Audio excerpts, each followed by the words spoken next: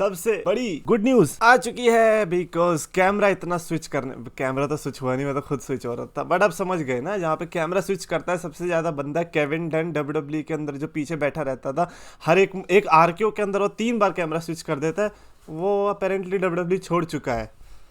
क्या इसका ये मतलब है कि पुरानी WWE वापस आ रही है? पुरानी एज इन कि अगर एक मूव लग रहा है तो वो पूरा हमें दिखे, जहां पर हमें कैमरा स्विच की जरूरत है वहां पर कैमरा स्विच हो।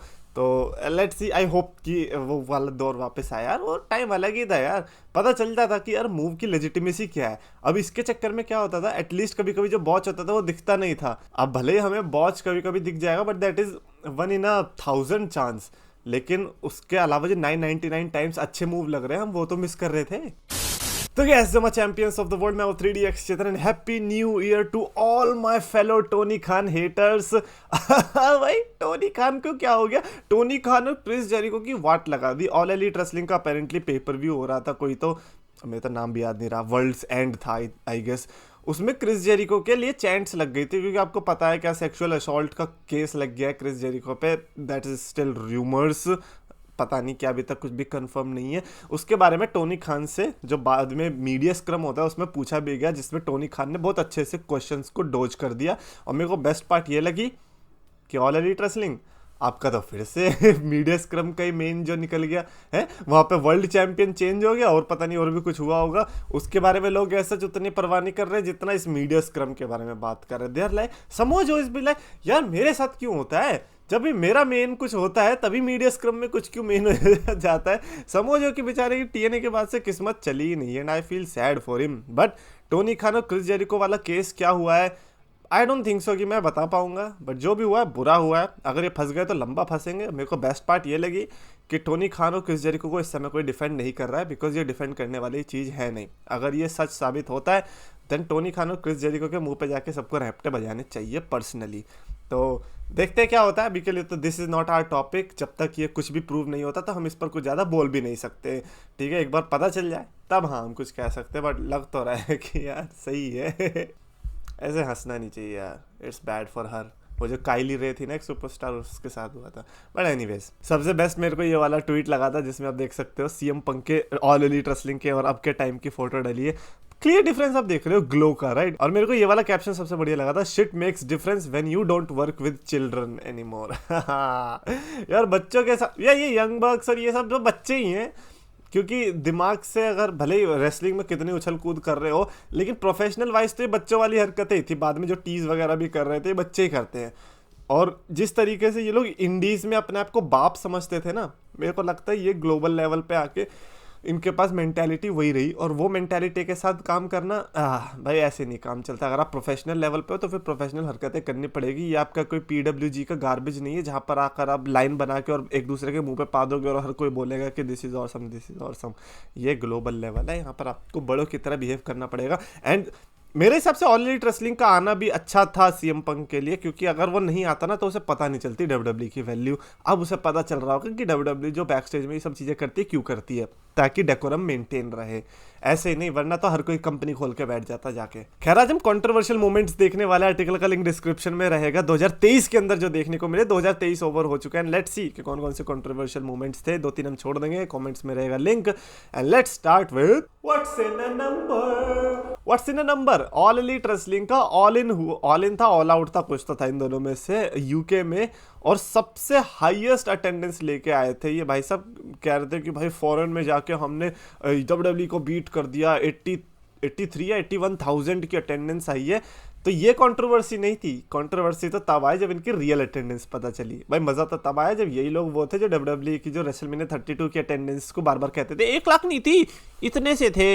ये असली अटेंडेंस तो बाद में आई है। डेव मेडल खुद जाके गिन के आया था चेयर पे कितने पे पिछवाड़े टिके हैं, कितने पे नहीं टिके हैं। अब जब रियल अटेंडेंस आई तो विल ऑस्प्रे का सबसे ज्यादा पॉपट हुआ। विल ऑस्प्रे ने तो अटेंडेंस नंबर का टैटू भी बनवा लिया था। पता क्या चला, वो तो 71-72 हजार ही थे।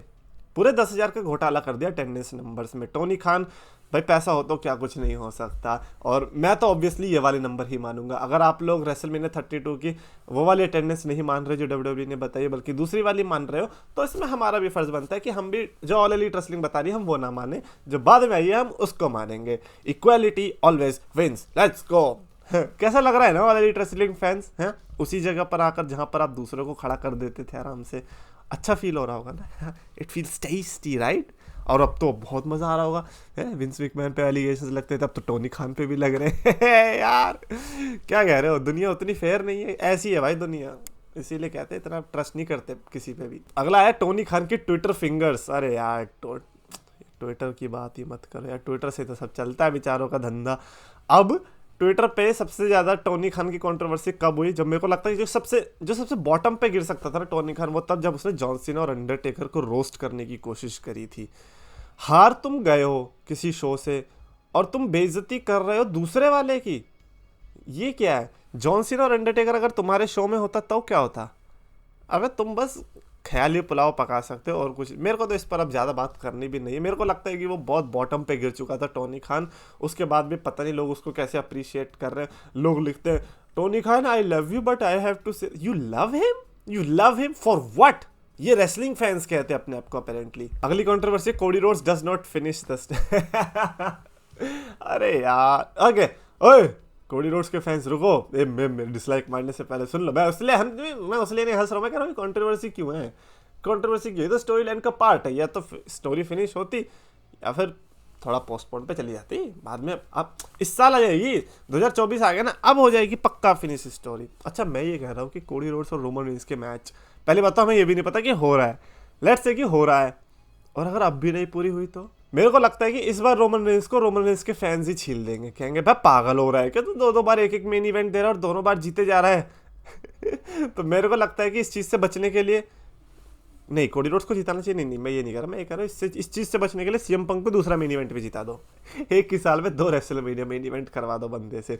बट नहीं यार, कोडी रोड्स का स्टोरी ना जीतना controversial moment I don't think so था यार, come on let's be honest here, this was not controversy होती जिसमें ऐसा लगता है कि यार ये क्या हो गया, कांड हो गया, ये तो ये कोई कांड थोड़ी था, सोलो सेको का आके स्पाइक मारना ये क्या है, ऐसे तो फिर ड्रू मैकिंटायर के साथ भी किया था बंदे ने। Next up we have Rick Flair joins All Elite Wrestling ये पता है कंट्रोवर्शियल मोमेंट कब होता है, जब ये 1922 होता, ये है तुम्हारा 2023। रिक फ्लेयर पहली बात तो चल पा रहा है, is a big deal, and you are saying कि रिक फ्लेयर का ऑल एलीट रेसलिंग में जाना कंट्रोवर्शियल था। आप अंडरटेकर की बात नहीं कर रहे हो, आप जॉन सीना की बात नहीं कर रहे हो, आप रैंडी ऑर्टन की बात नहीं कर रहे हो जो लॉयल है अपनी कंपनी से, आप उस रिक फ्लेयर के बारे में बात कर रहे हो जो कि डब्ल्यूडब्ल्यूई में रिटायरमेंट मैच लेके टीएनए में जाके अपने माथे से खून निकलवाने वाले मैचेस करता है। तो आपको ये कंट्रोवर्शियल लगा था किसी एंगल से, हम तो बस वेट कर रहे थे कि एक दिन रिक फ्लेयर भी आएगा और वो आ गया, तो इसमें कौन सी बड़ी बात है, मैं तो नहीं मानता इसको कंट्रोवर्शियल। अगला है Vince McMahon makes his return, ना this was actually controversial, in fact last year Vince McMahon का जाना और इस साल विंस मैकमैन का आना, और क्या आना भाई, पहली बात तो लुक इतना बंदे का गजब लग रहा था, इट वाज इनक्रेडिबल। बट मैं ये नहीं कहूँगा कि पॉजिटिव कंट्रोवर्सी थी, नेगेटिव ही थी ऑब्वियसली। इट्स लाइक कोई अगर विंस मैकमैन का फैन भी होगा ना, वो नहीं चाह रहा होगा कि विंस मैकमैन दोबारा से आए, इट्स लाइक अब हो गया, अब आपने खुद भी छोड़ दी तो अब दोबारा से आने का कोई मतलब बनता नहीं है। वो अब हमें बाद में पता चला बंदा तो अपने शेयर्स बेचने आया था, भाई यार तो पहले बताते ना, हम तो डर गए, हमें लगा तो यार गए अपने हमारे सारे जितने भी मिड रेसलर्स थे, हो गया उनका काम, अब कैसे ट्रिपल एच उनको सर्वाइव करवाएगा। अगला है hell freeze is over, this was probably the moment of the year for 2023, not just WWE के पर्सपेक्टिव से बट प्रोफेशनल रेसलिंग के पर्सपेक्टिव से। CM Punk returns at Survivor Series 2023, hell definitely froze over.